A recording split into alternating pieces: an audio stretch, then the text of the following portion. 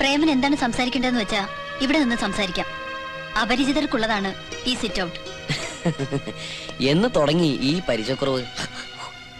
Sit ഔട്ടിൽ നിന്ന് സംസാരിക്കേണ്ടതല്ലോ നമ്മൾ തമ്മിലുള്ള വിഷയം. മതിൽക്കെട്ടിന് പുറത്തു പോയാ നാളെ ചുമരെടുത്തുറപ്പാ. എന്താ നാവിറങ്ങിപ്പോയോ? പുറത്തിറങ്ങി സംസാരിക്കണോ? ആവാം. പക്ഷേ എനിക്കിത്തിരി വോളിയം കൂടുതലാ. വേണോ?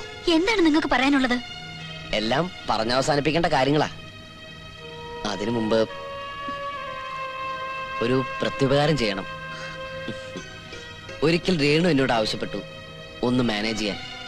തെറ്റിദ്ധരിച്ചിട്ടാണെങ്കിലും ഞാൻ രേണുവിന്റെ ഭർത്താവായി.